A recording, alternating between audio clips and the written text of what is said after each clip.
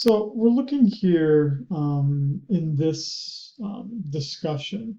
We're looking at Friedman and Lucas. And the reason why we're looking at Friedman and Lucas is that it largely represents the Chicago School of Economics, which is, in some sense, the rival theory to the Keynesians. So, as the term implies, um, it emerges um, at the University of Chicago, which was funded by the Rockefeller Foundation and emerges as a pretty strong graduate school starting at the turn of the 20th century. And Friedman um, starts out, um, so Friedman's one who I've done a great deal of research on, looking at basically who were the teachers of Friedman. So Homer Jones, for instance, one of my favorite economists, probably top five economist out there. He was an economist who, again, was Friedman's undergraduate economics professor. Homer Jones was actually a student of Veblen, who we remember back. But Homer Jones ends up becoming um, well, he's president of the American Economic Association for a short time, but his really most notable accomplishment was embracing monetarism and the basically Chicago School of Economic Thought um, within the Federal Reserve, primarily through his work at the St. Louis branch of the Federal Reserve. So, born in New York, yeah, pretty humble circumstances. Again, studied economics at Rutgers. That's where Homer Jones was his professor. Um, and then ultimately received his PhD at Columbia. He gets his first job at the NBER. He also ends up working uh, during the 1930s, during the Depression era. He ends up working at the Department of Agriculture. At the NBER, he uh, marries uh, the daughter of the person who was leading the NBER. Um, and it's the NBER, National Bureau of Economic Research, where he really starts to develop his seminal textbook or seminal book, which is called A Monetary History of the United States. Now, he co-writes this book with Anna Schwartz, a female economist at the National Bureau of Economic Research. A lot of my own research is why we don't actually talk about Homer Jones, why we don't talk about the contributions of Anna Schwartz, and we just focus on Friedman. It seems like there's actually quite a few forgotten economists surrounding Friedman. Friedman was just a big personality, though, so I guess in some sense it's hard to ignore him. But he leaves the NBR, and although he's still affiliated with it, he goes back to his academic career starting in 1946, when he's given a lot of money to go to the University of Chicago. And he comes out with some, pretty good text. He gets this Marshallian demand curve analysis in 1953. He restates the quantity theory of money. That would be our MVPQ. He restates the quantity theory of money in 1956, as well as reworks the theory of consumption in 1958. But what he's really known for is the monetary history of the U.S. That he co-wrote with Anna Schwartz. That comes out in 1963. And then he finishes up his academic career largely with defending conservative causes and monetarism, but then also by discussing the Phillips curve. He becomes the president of the American Economic Association in 1967, wins one of the first Nobel Prizes in economics in 1976, is then forced to retire. At the time, the United States had a law that all professors had to retire at the age of 70. I think it was 60 or maybe it was 70. I guess if we do the math, it would be 60 here. But anyway, I think he was forced to retire because he had reached a maximum age, maybe that the University of Chicago had. So he retires in 1977. Actually, does a 1-year sabbatical after that at the University of Hawaii, here in Manoa. And then he goes on to being a senior fellow at the Hoover Institute at Stanford University, where I've done a great deal of archival research. Really, what he becomes known as is a major figure in the monetarist school, or again, what's known as the Chicago School of Economic Thought, which is actually where a great deal of my discussion here is going to come from. So what he works on here first is, a lot of his early career comes as a person who's responding back to these Keynesian ideas. And the Keynesian ideas are, first, that he's going to talk about the consumption function. And so Keynes, as we remember from the last lecture, focused a great deal on how consumption was determined by current levels of income. And Friedman thought that that was a bit too simplistic. Rather, what Keynes thought was that income is determined more not just by your current level of income, but by this idea of permanent income, which would be this idea that it is the average amount of income that one would expect to have over a certain amount of time. So people basically smooth their consumption.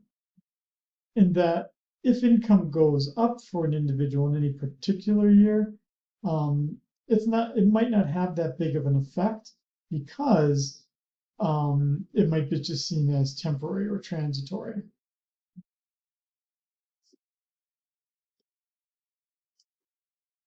And what that means is that, so for instance, when you do the things like with COVID, where you increased everyone's consumption, kind of temporarily boost the economy, that might have very little effect on consumption. Which would then mean, as we get down to this third bullet point, this idea of the multiplier that comes from Kahn, this idea of the MPC and the multiplier that even comes from Keynes, isn't that big. So what that means is that for someone like Friedman, yeah, the government can stimulate the economy, but it can't stimulate it meaningfully over a long period of time, because everyone basically knows that what you're doing is temporary. So fiscal policy is actually less effective than monetary policy. And that the amount that you change the money supply by is going to be quite meaningful. Hence this term that we call them, again, the monetarists. And so the theory, the monetary history of the United States becomes pretty important then for his understanding, for his articulation of the role that money has in the economy. Okay, so if we look at his reformulation then, first of the consumption theory and then of the quantity theory of money, remember back that we looked at that as MV equals PQ. Right, so that was kind of an old equation that we had here. Q again being the same as Y, MV equals PY, MV equals PQ.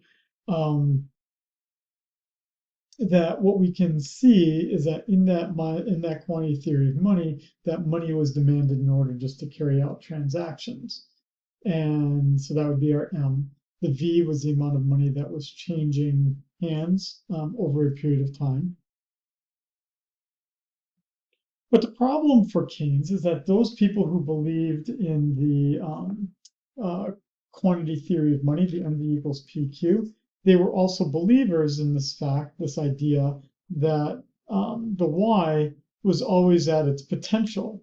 So if you remember back to principles, what we would do is we would say something like this, right? We would draw this out and we would say,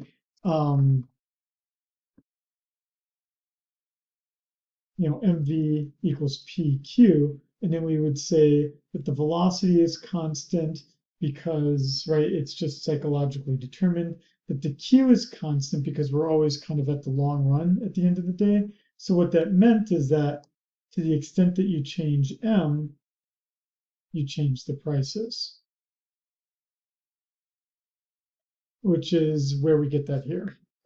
That changing the money supply, if it's just changing the price level over the long run, then money would be neutral. There'd be a neutrality of money because it's not changing the Q. But then what he does that kind of changes things here is he then Keynes, he looks a little bit more at the velocity. And Keynes had that belief that if we had that liquidity preference theory of money, what that does is it starts to undermine, it starts to question that stability of velocity, right? That velocity would change based on people acting to have cash on hand. But the issue would be is that what if velocity changes? And what if velocity changes in proportion to changes in M? Then, if Keynes believed that velocity changes in relation to changes in M, then for Keynes, changing the money supply would have no effect on the right-hand side of the equation, the P times Q or P times Y. But Friedman doesn't think that that's the case. Friedman instead looks at the demand for money as a demand for cash balances, and that there is a value to having cash balances. There is utility provided by holding cash balances. And so Friedman doesn't distinguish between speculative reasons for holding money versus transactional reasons for holding money. But what Friedman does is he still sees three major determinants for the amount of money that's being held. And that those three reasons would be, let's just start with the third one first here, would just be your preferences, right? People have certain preferences, certain attitudes for holding an amount of cash. And then, as we would generally expect, people who are wealthier hold more cash, right? Higher permanent income means that just people hold more cash because they have all these various assets. The second one, though, is a bit more complicated and a bit more interesting. And what this essentially says is that, holding money costs money, right? And it does cost more or less to hold money as we have changes in the interest rate and changes in the inflation rate and changes in the price level. And so as these things change, people would hold more or less cash.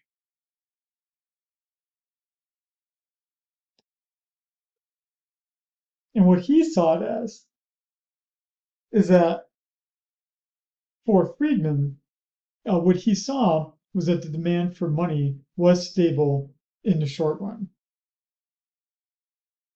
And that if the Federal Reserve then changes the money supply, which at this point then it was starting to do, right?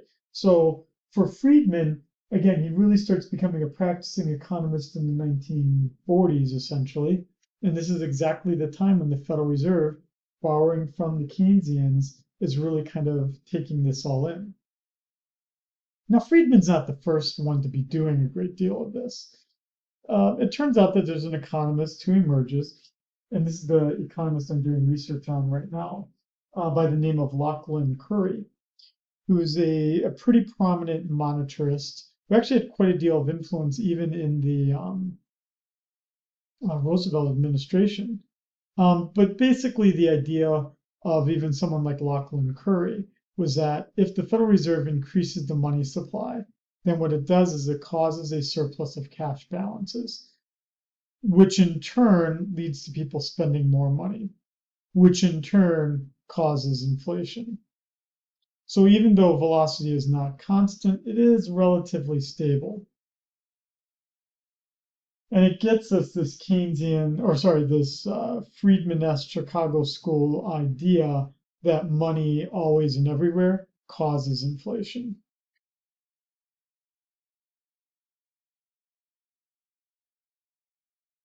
I'm gonna pause here for a second. So when Friedman and Schwartz um, write the monetary history of the United States, what they were looking for was the cause of the Great Depression. And right, and this was kind of the thing that people were talking about in the 1940s, 1950s, 1960s. What caused the Great Depression? Again, not the stock market crashing in 1929. For them, what they saw by looking through different historical points in time is that they saw that because the money supply was reduced by the Federal Reserve during the Great Depression, that is what caused um, the Great Depression, was that because the money supply was reduced, which is exactly the opposite thing that should have happened. Now, in some sense, Keynes again de-emphasized the importance of monetary policy. Um, in a typical recessionary gap, such as the Great Depression, Keynes again thought that monetary policy can be expansionary, but that ultimately was ineffective, um, uh, largely because in the end, um, you can only lower the interest rate so low, that again, that idea of the liquidity trap. But for Friedman and Schwartz, what they still say is that because the money supply fell by a third, it still caused, as the last bullet point highlights here, it still caused a pretty significant decline um, in the overall level of output.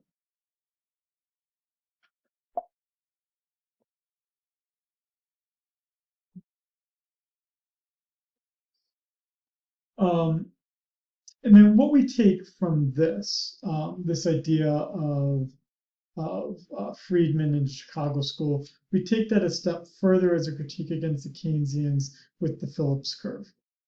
And with the Phillips curve, which you have seen in your Principles of Macro and even intermediate macro course, the Phillips curve said that there was this inverse relationship, moving in the opposite direction relationship between inflation and unemployment. Now, Keynesians loved that idea. So the Keynesians loved this idea because what it meant for them was that policymakers could basically make a trade-off between the two. You could either have an environment where there was low inflation and high unemployment, or high unemployment and low inflation. You can only have one or the other, though. So basically, all you have to do is kind of balance the two, right? So the Phillips curve, what Phillips did is he just plotted out a few points, right? And so what he looked at both England, I think, and the United States, but basically between 1960 and 1969, kind of plotted out these points where the unemployment rate was low, but the inflation rate was high, and then points where between 1960 and 69, where the unemployment rate was higher, but the inflation rate was lower.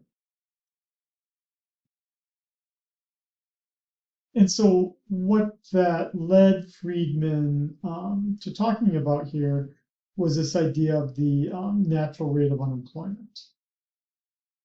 And that the natural rate of unemployment, which again, you've learned about in Principles of Macro, right? We talk about overall employment, but in the natural rate of unemployment, what we're saying is that there's some unemployment that always exists that's due to structural and frictional causes, and that even exists when the economy is operating at capacity.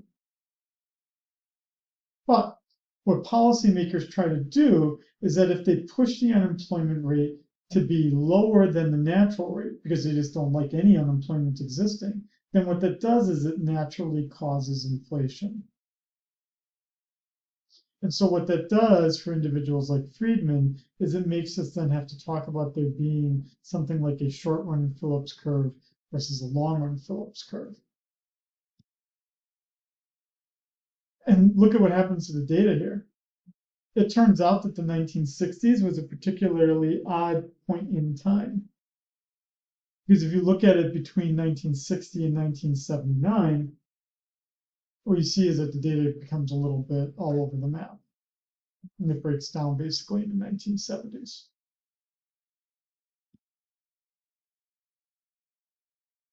And so what you see for Friedman is this idea that, at least in the long run, that both monetary and fiscal policy is ineffective for changing the unemployment rate. And that the only impact that monetary and fiscal policy have in the long run is inflationary.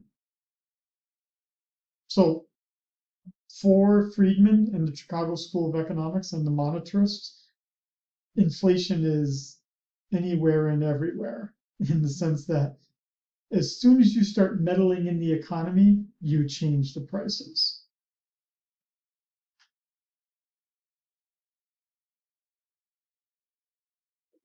So really all you start to then see here is that, really all that you can do is fool people, right? And so that is the development here of a fooling model, where if the employers know prices pretty well, but workers don't, then you can fool people into doing something, for instance, spending more money than they otherwise would have, right? And we kind of can see this here.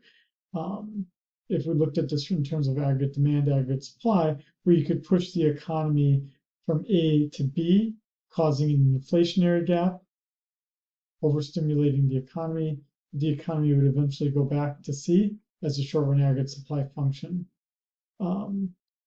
changes as prices ultimately adjust. And look at, we will ultimately went in the long run from A to C. Again, all that we see is our long run inflation.